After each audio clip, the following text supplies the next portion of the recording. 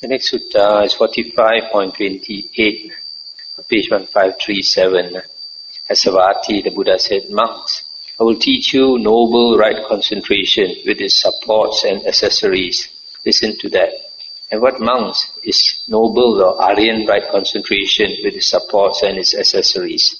These are right view, right thoughts, right speech, right action, right livelihood, right effort, right recollection, right mindfulness. This is the support up to right mindfulness, up to right recollection. The one-pointedness of mind equipped with these 7 factors is called noble right concentration with its supports and also with its accessories. So, right concentration is the 4 jhanas. And then Aryan right concentration is the 4 jhanas supported by the other factors of the Noble Eightfold Path. So, you have a noble right concentration, then only you can attain liberation. But those people who practice concentration in the external sects, ascetics, they may have 4 jhanas, but they don't have the other factors of the Noble Eightfold Path.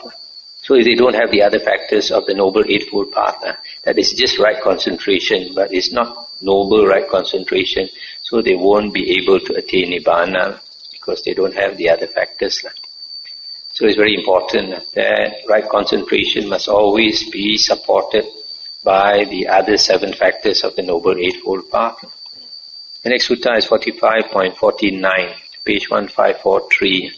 At Savatthi, the Buddha said, "Monks, this is the forerunner and precursor of the rising sun, that is the dawn.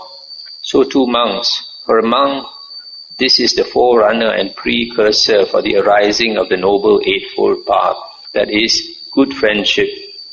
When a monk has a good friend, it is to be expected that he will develop and cultivate this Noble Eightfold Path. And how does a monk who has a good friend develop and cultivate the Noble Eightfold Path? Here, monks, a monk develops right view, which is based upon seclusion, dispassion and cessation, maturing in release. Similarly, he develops right thoughts, right speech, etc., which are based on seclusion, dispassion and cessation, maturing in release. It is in this way, monks, that a monk who has a good friend develops and cultivates the Noble Eightfold Path."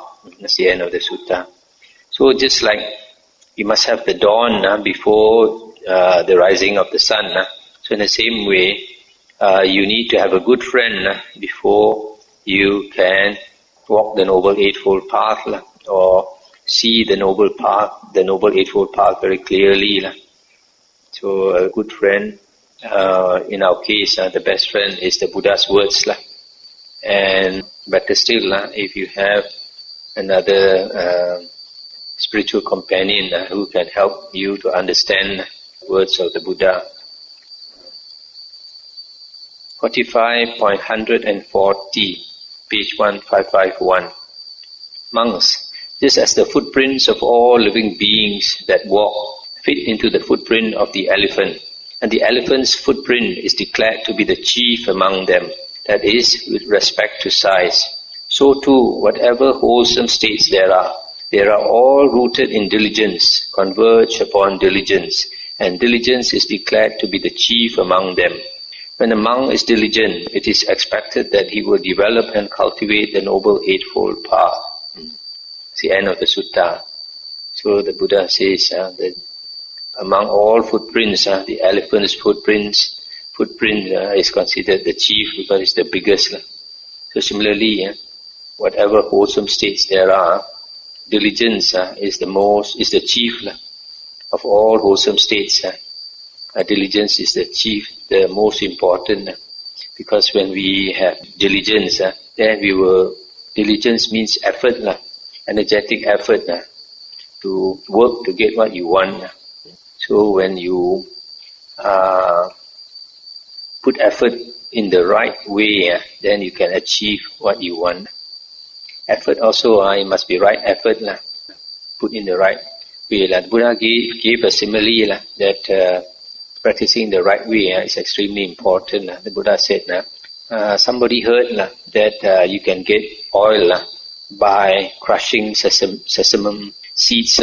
You crush sesame seeds, you can get oil. But he didn't understand what was sesame seeds. He only heard that it's something very small. So he got sand and he tried to crush sand. Can he get oil? He can never get oil because he's crushing the wrong thing. So in the same way, when we practice with effort, we must put effort in the right way. And what is the right way? Only the words of the Buddha can guide us. 45.155, page 1555. Buddha said, monks, just as various winds blow in the sky, easterly winds, westerly winds, northerly winds, southerly winds, dusty winds and dustless winds, cold winds and hot winds, gentle winds and strong winds. So too, when a monk develops and cultivates the Noble Eightfold Path, then for him the 4 intense states of recollection go to fulfillment by development.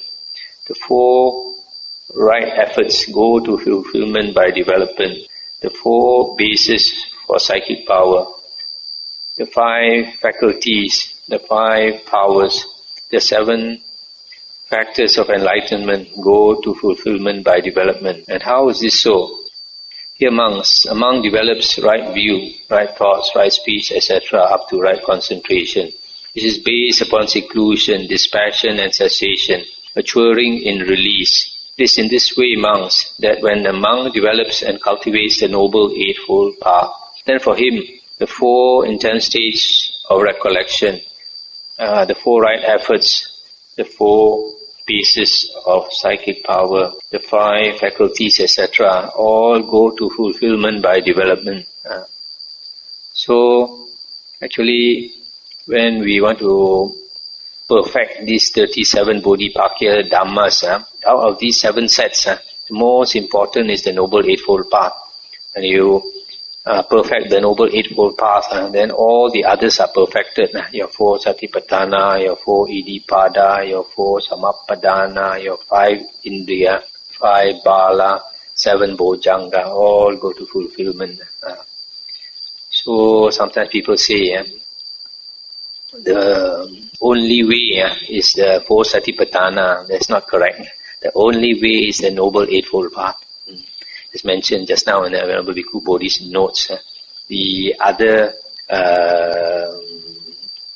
factors of these 7 sets are not so important as the Noble Eightfold Path, because the Noble Eightfold Path is the most complete.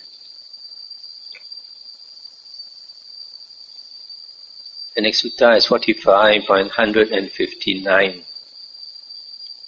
Buddha said, monks, suppose there is a guest house. People come from the east, west, north and south and lodge there. Katyas, that means warrior clan. Brahmins, Vesas are merchants. And Sudas are the workers. Come and lodge there.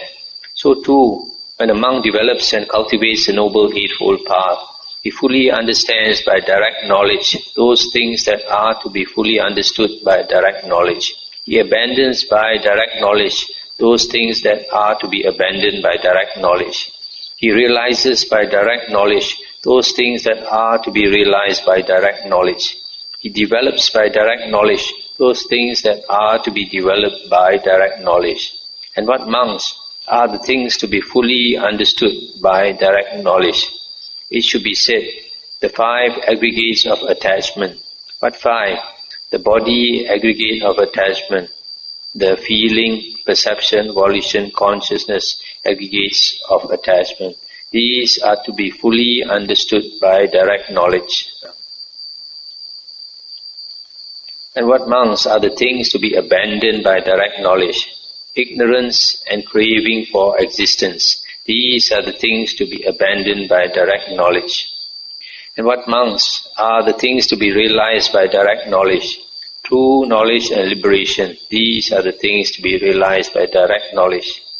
And what monks are the things to be developed by direct knowledge? Samatha and Vipassana. These are the things to be developed by direct knowledge. And how is it?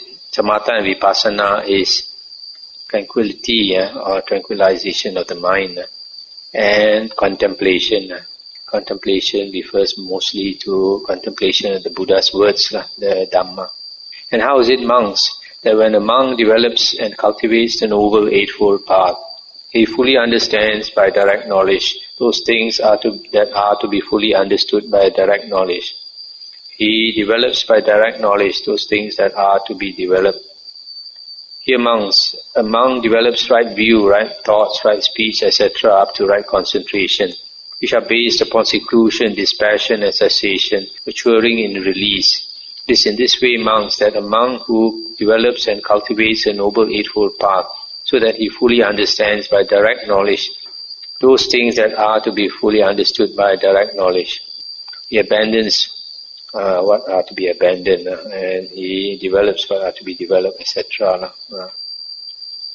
So, this sutta tells us what we need to understand is the five aggregates of attachment.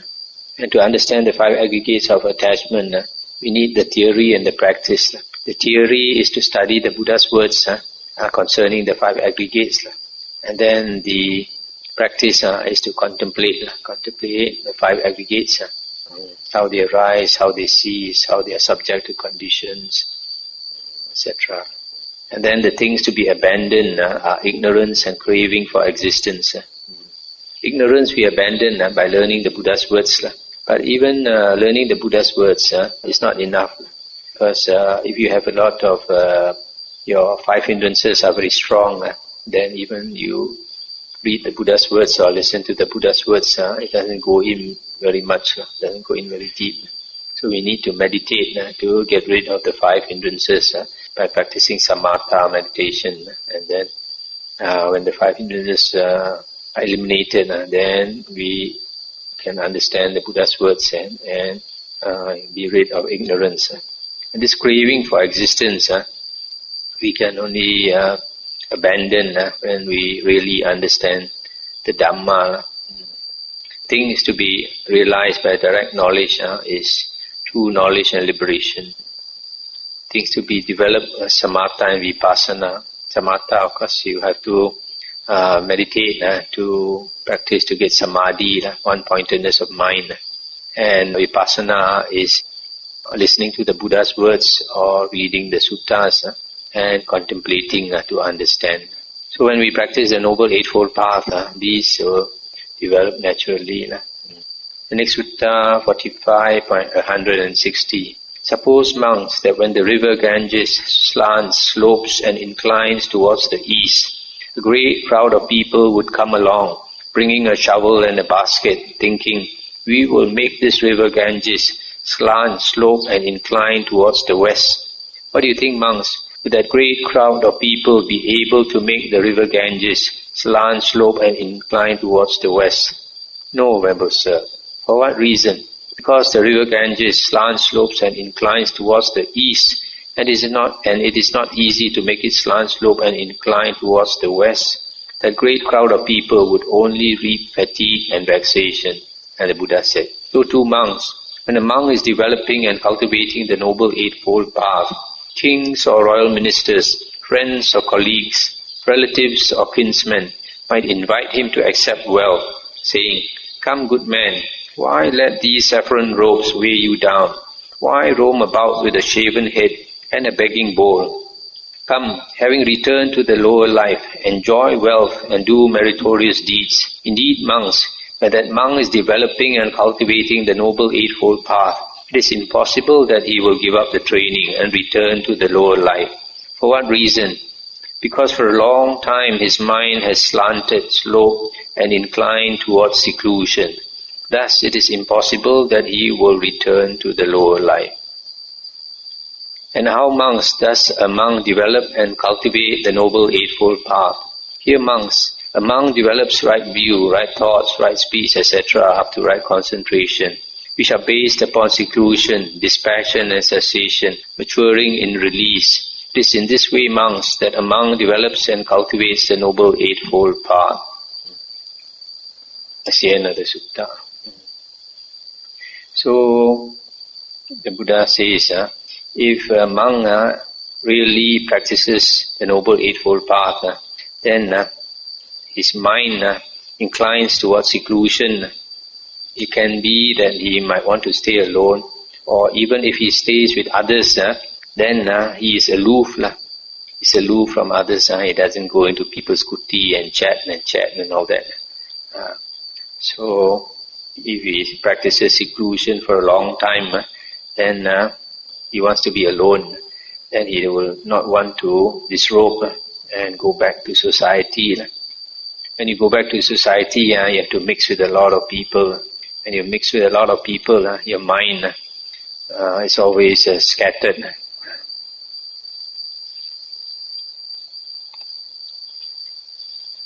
The next sutta is 45.175, page 1564.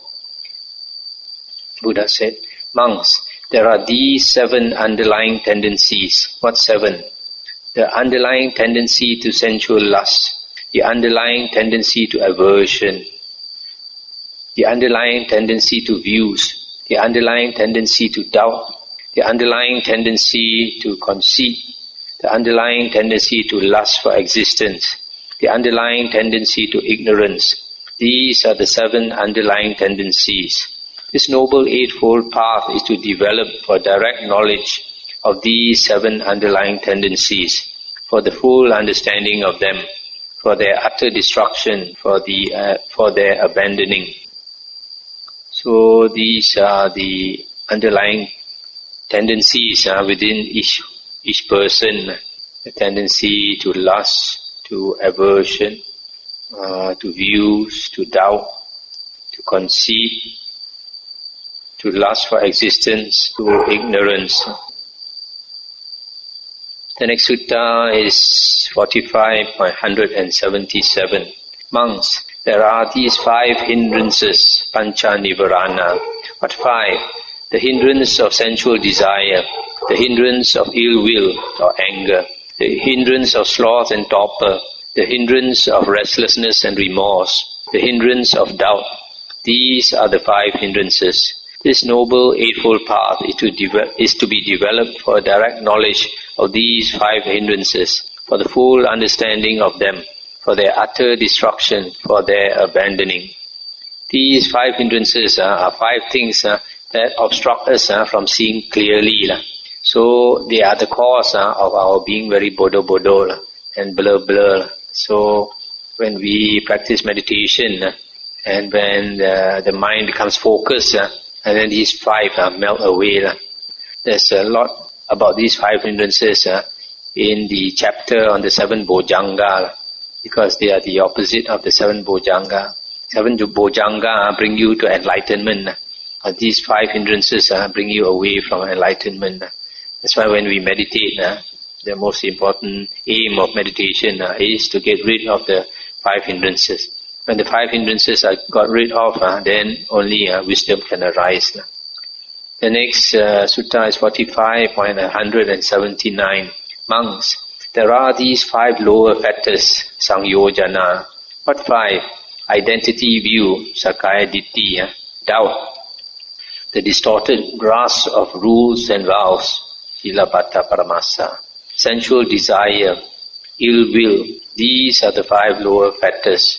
This Noble Eightfold Path is to be developed for direct knowledge of these 5 lower factors, for the full understanding of them, for their destruction, for their abandoning.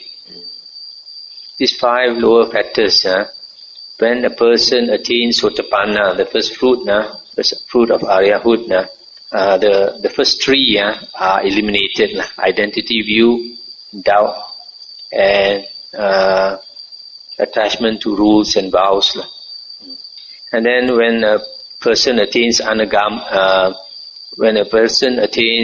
sakadagamin, the second fruit, then sensual desire and ill will are weakened.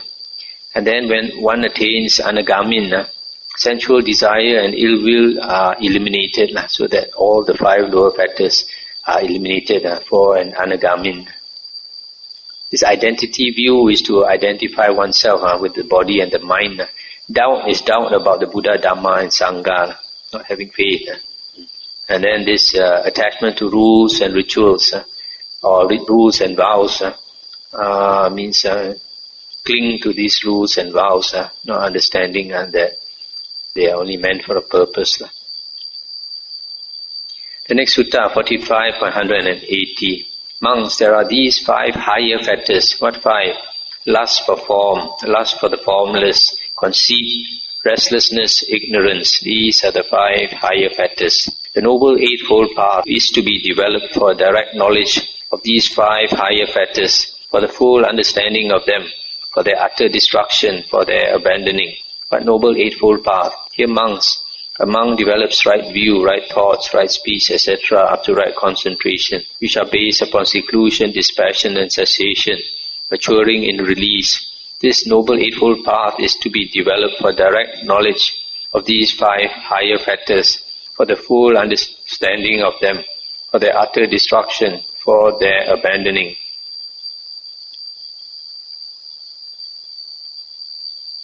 I don't know why they repeat.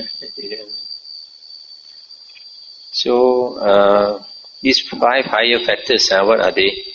The first one is lust for form. Actually, it means attachment to be reborn in the form realm. The desire to be reborn in the jhana planes, the form realm. Then the second one is the desire to be reborn in the formless realm. That means the realm of the arupa jhanas. The conceit is the I am, that feeling, that perception within us that I exist. And restlessness is another one. Ignorance is another one. Ignorance of the 4 Noble Truths. So, when a person destroys the 5 higher factors, only he attains arahanthood. Arahant destroys the 5 higher factors. So you see how these 5 higher factors, ignorance is only destroyed by an arahant. Even an anagamin has not destroyed ignorance, still has a bit of ignorance. And restlessness also. Restlessness, only the arahant is totally cool. The arahant is totally cool. There's no more restlessness. Then the conceit, I exist. Only the arahant has eliminated that. So when the arahant eliminates all these, he stands way above all the others in the world. That's the end of that chapter, 45.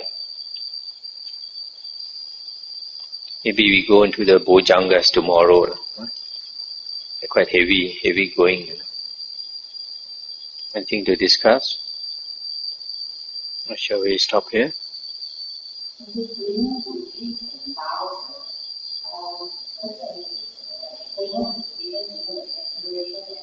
That one is Silabhata Paramasa, clinging to rules and rituals, or clinging to rules and vows.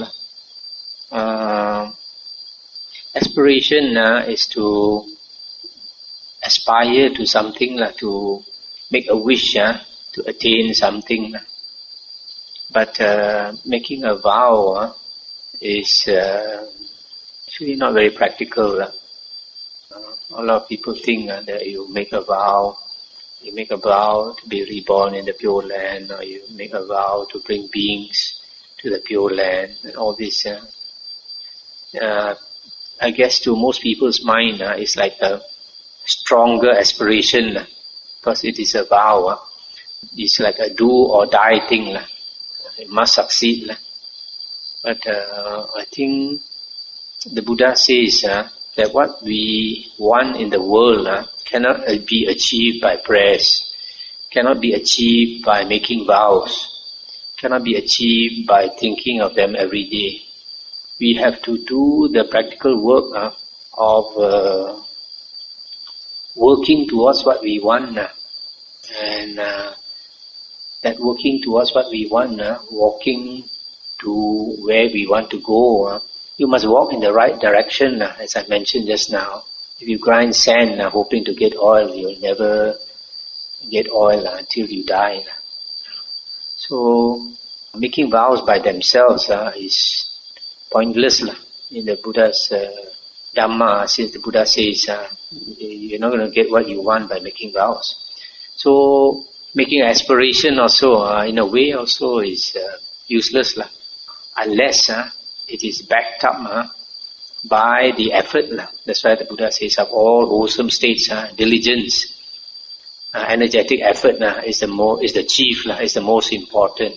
So whatever we want to achieve, no need to make a vow. We just aspire to achieve what we want and then forget about the aspiration and just do the work.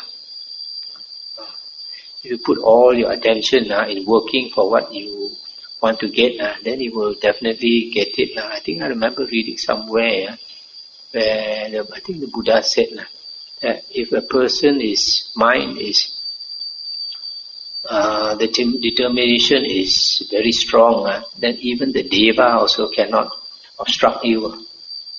So like for example, the Buddha's determination to become enlightened was so strong that he worked so hard for it. Even Mara wants to obstruct him from becoming enlightened. Mara also is unable to obstruct him. So it depends on whose will is stronger.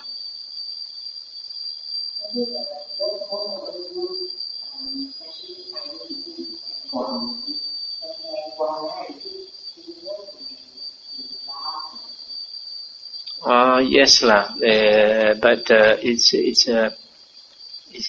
a wrong view. Many years ago, we had a Malaysian monk who was telling people that when you do dana, when you do charity, when you make offerings, you should make a vow. May the merit of this charity enable me to obtain this and obtain that, or be released from samsara and all that. But in the Buddha's teachings, this kind of vow is useless. In fact, in the suttas, the Buddha says it has the opposite effect. It is actually lessen the merit of your dana. If you do charity with aim or a motive to attain something, that means you have a selfish thought. When you have a selfish thought, then the merit of your dana, your charity, becomes less. But if you do your charity because you think it's good, that you should do it because it benefits others, and you're happy to do it without thinking of anything in return, then that is higher blessing. It's not like you're doing a swap. You're trying to give something and you want to get something back like that.